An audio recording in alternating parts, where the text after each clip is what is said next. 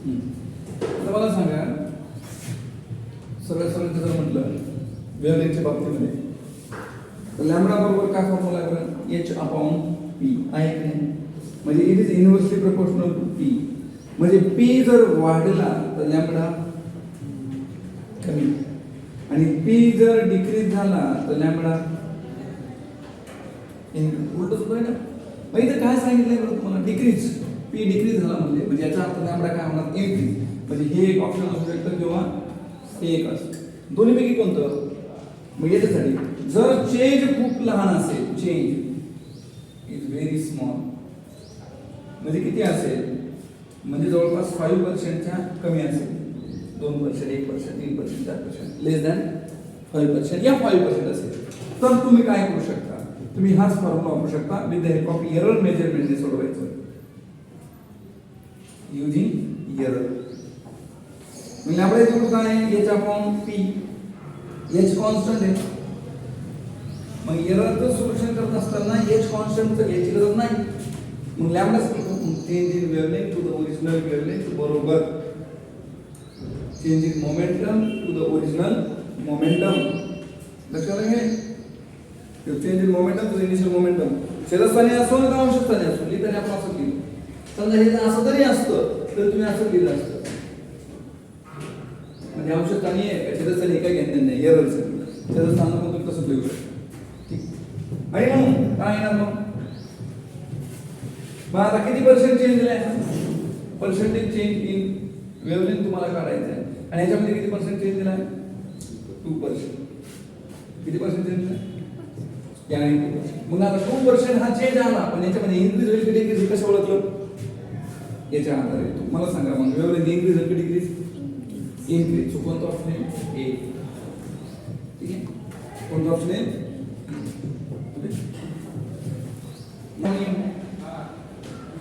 P square बरोबर काय आहे ना, तर 2m इंटू कायनेटिक एनर्जी है ना. पी स्क्वेअर बरोबर 2m इंटू कायनेटिक एनर्जी. मग आता आपण काय करणार आहोत? पी बरोबर किती? Under root 2m into kinetic energy, है की नाही? मग आता एक करा ना, सरळ सरळ पी जागा ठेवायचं. Therefore lambda is equal to काय ना, मग h upon under root 2 into m into kinetic energy. h constant, 2 constant, m constant, म्हणजे lambda is inversely proportional to under root kinetic energy. म्हणजे तुम्ही याला असं लिहू शकता, कायनेटिक एनर्जी 1/2 लॅम्बडा असं लिहू शकता. मग तुम्ही याला कन्वर्जन कसं करू शकता बरं? हे 1/2 येणं, याला कन्वर्जन कसं करणार? कायनेटिक एनर्जीचं कन्वर्जन कोणा करायचं? 1/2 असं. ठीक आहे, तर इथं सरळ सरळ आता पर्सेंटेज एरर तुम्हाला करायचं, चेंज इन कायनेटिक एनर्जी. कारण याच्यामध्ये जो चेंज दिलाय तो व्हेरी स्मॉल आहे. It is very small, it is small. Small असेल तर पर्सेंटेज एररचा फॉर्म्युला वापरायचा. हा डोक्यावर लेटू समोर घेतात आणि असं लिहितात, चेंज इन कायनेटिक एनर्जी आपण इनिशियल कायनेटिक एनर्जी. पण तुम्हाला काय म्हणलं? Kinetic energy is increased by 2%. आणि पर्सेंटेज चेंज तुम्हाला किती दिलाय? 2. या 1/2 झालं सर, इंटू 2%. 2 कोण मार्क उरलं किती? 1%. मोठा प्रश्न असा आहे की यांचं रिलेशन कसं आहे? इनव्हर्सली प्रोपोर्शनल आहे. म्हणजे याच्यामध्ये जर कायनेटिक एनर्जी डिक्रीज झाली तर लॅम्बडा इन्क्रीज होईल, आणि कायनेटिक एनर्जी जर इन्क्रीज झाली तर लॅम्बडा डिक्रीज होईल. काय सांगितलंय? कायनेटिक एनर्जी काय सांगितली? इन्क्रीज सांगितली. याने लॅम्बडा काय होईल? डिक्रीज. ऑप्शन बी. इथं लक्षात राहील.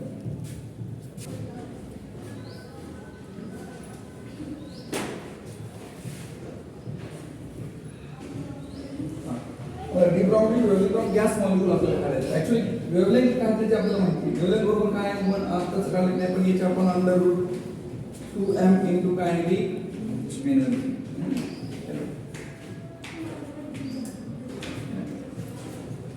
यामध्ये आपण पी बरोबर एक रिलेशन पाहिलं. काय पाहिलं? 2m into kinetic energy. Lambda बरोबर आपण असंही म्हणू शकतो पी. आपण एक फॉर्म्युला आहे, हे रिलेशन ध्यानात असणं सोपं होईल. गंमत म्हणजे अशी आहे की आता आपल्याला काढायची कायनेटिक एनर्जी. कोणाची काढायची आहे? Gas molecule mass of gas molecule M म्हणजे काय मास ऑफ गॅस मॉलिक्यूल आणि हे कसं आहे एकदम very small it's very small त्यामुळे आपण याची वेवलेंथ काढू शकतो राईट लार्ज पार्टिकलची आपण वेवलेंथ काढू शकत it is valid for a small particle not for large हे तर आपण ऑलरेडी पाहिलेलं आहे मग आता मला सांगा यामध्ये तुम्ही गॅस मॉलिक्यूलचे कायनेटिक एनर्जी जर पाहिलं असेल kinetic energy of the gas molecule kinetic energy of gas molecule for monoatomic gas म्हणतो आपण for monoatomic gas molecule that is 3/2 kT हा एक फॉर्म्युला k बोल्टझमॅन कॉन्स्टंट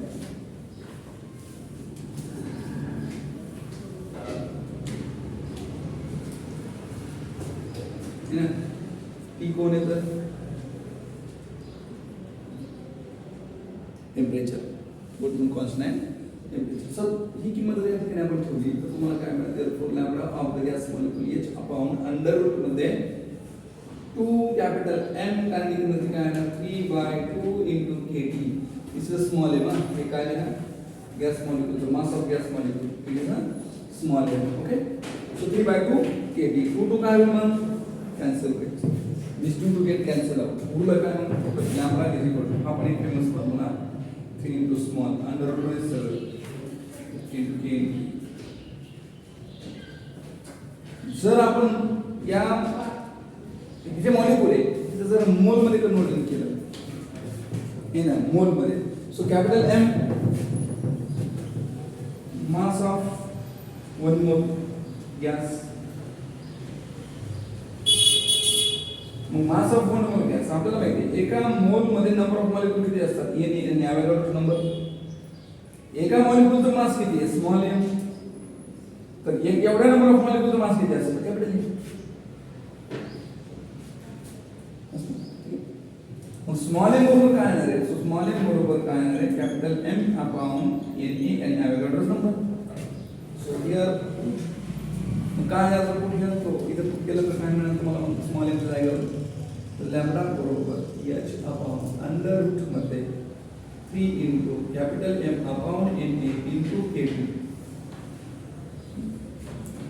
याच्यामध्ये जर n तुम्ही पुट केलं समजा तुम्ही काय काय पुट केलं आपण जर काय या ठिकाणी पुट केलं काय पुट केलं याची किंमत पुट केली line constant n Avogadro number put केला बोल्टझमॅन कॉन्स्टंटची किंमत पुट केली 3 या सर्वांचं कॅल्क्युलेशन जर आपण केलं तर आपल्याला एक शॉर्टकट फॉर्म्युला मिळतो that is 25 divided by under root मध्ये कॅपिटल M into T म्हणजे मास ऑफ 1 मोल गॅस into टेम्परेचर वर्गमूळामध्ये आणि this 25 this is the wavelength for this gas molecule लक्षात नाही तर अशा स्वरूपाचा आपल्याला फॉर्म्युला फॉर्म्युला मिळतो आपण ते कॅल्क्युलेशन करत बसत नाही किंमती ठेवून करत नाही डायरेक्टली लक्षात ठेवा की लॅम्बडा बरोबर 25 upon under root M into T दुसरे शॉर्टकट मध्ये आपण जर पोटेन्शियल जर दिला असेल वेवलेंथ ऑफ इलेक्ट्रॉन तर ते काय फॉर्म्युला काढला होता आठवतो तुम्हाला फॉर द इलेक्ट्रॉन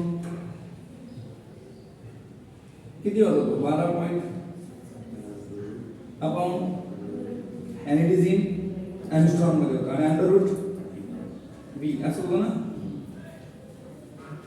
V दिला कॅल्क्युलेशन केलं M दिला कॅल्क्युलेशन केलं संपलं बाकी काहीच होत नाही गरज काय लक्षात काय सेल्सियस मध्ये नाही या केल्विन मध्ये ऍब्सोल्यूट टेम्परेचर बघा बरं टेम्परेचर दिले आणि हेलियमचं मास आणि 25 अंडर रूट मध्ये M into T समजा हे तर कॉन्स्टंट आहे कॅन्सल होणार उरलं काय लॅम्बडा ऑफ हेलियम साठी घेऊया कोणासाठी हेलियम साठी is equal to directly proportional under root mass of helium into temperature right त्यानंतर दिस द फॉर नायट्रोजन मग कोणाचं घ्या तुम्ही mass of nitrogen into temperature नायट्रोजनच्या वेळेस टेम्परेचर दिलं 127 डिग्री सेल्सिअस आणि हेलियमचं टेम्परेचर दिलं 27 डिग्री सेल्सिअस म्हणजे रूपांतर आधी केल्विन मध्ये करा त्याच्यामध्ये करा केल्विन मध्ये मग केल्विन मध्ये किती येणार बरोबर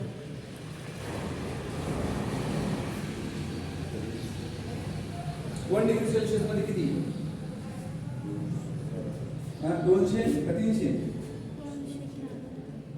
273 1 डिग्री सेल्सिअस मध्ये 273 केल्विन मध्ये करायचं तर किती आहे होणार म्हणजे एक केली 300 आणि केली 400 है ना बरोबर ना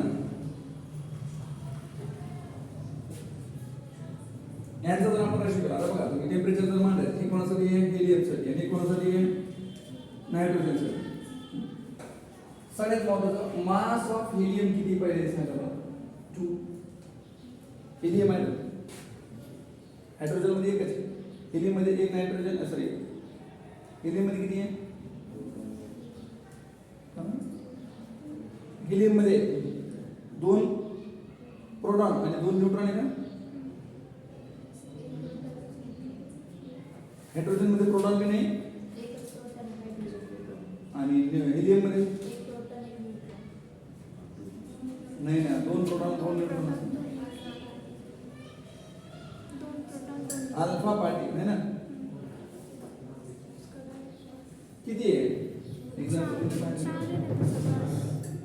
4 तेच बोल 4 आहे ना हेलियम हां सो 4 आहे कारण 2 प्रोटॉन 2 न्यूट्रॉन आहे ना हायड्रोजन मध्ये किती 4 तेच नायट्रोजन मध्ये किती येणार 14 आता नायट्रोजन मध्ये एकामध्ये 14 आहे तुम्हाला हेलियम काय म्हणजे फक्त सिंगल हेलियम मध्ये कारण हेलियमचे 2 आयटम असू शकतात पण नायट्रोजन किती म्हणजे 2 N2 मॉलिक्यूल N2 मॉलिक्यूल तुम्हाला मॉलिक्यूल घ्यावं लागेल ना आता हेलियमचा मॉलिक्यूल तयार होईल का नाही पण नायट्रोजनचा होईल पण 14 दोन्ही 28 मास ऑफ N2 यानी मॉलिक्यूल आहे हा कोण आहे मॉलिक्यूल आहे मग किती येणार ते 28 हिचं सगळं गतलं होते बऱ्याच लगेच हायड्रोजन 4 लगेच नायट्रोजनचं 14 ओके पण तसं नाही N2 मॉलिक्यूल आपण मास कोणाचं घेतलंय हे मोलचं आहे समजा तसं N2 2 दिले 2 मॉलिक्यूल घ्यावं लागेल मग किती येणार मग 2 मॉलिक्यूल हा सांगा मला किती येणार मग तुम्हाला टेम्परेचर पहिलं टेम्परेचर किती आहे हेलियमसाठी किती आहे 27 डिग्री सेल्सिअस केल्विन मध्ये करा बरं 273 अधिक 27 यानी 300 केल्विन तेच नायट्रोजन साठी N2 साठी 273 अधिक 127 400 केल्विन मग ह्या फॉर्म्युल्यामध्ये बघा so lambda helium upon lambda nitrogen हे वर जाणार है ना आणि डिवाइड अपॉन मग वर मोठं होताना सेम येईल ना त्यासाठी मास ऑफ हेलियम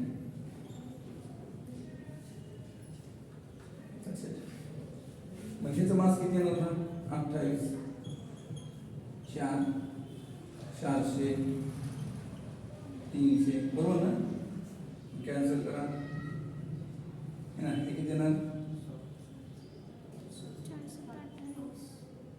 7 आहे ना 7 परत 7 28 भागिले 3 राईट किती आहे आपल्याकडे बघा आपल्याला helium upon N2 3 27 9 point something 9 चं वर्गमूळ जवळपास 3 so its ratio nearly equal to 3 option नाही दिले का आहे ना B3 nearly equal to 3 4 तर येऊ शकत नाही कळतंय का 16 उत्तर असतं मग 4 जवळपास असतं पण ते जवळपास किती आहे 9 च्या जवळपासच आहे म्हणजे किती ठीक आहे ना so option B is correct ठीक आहे या ठिकाणी लिहून घ्या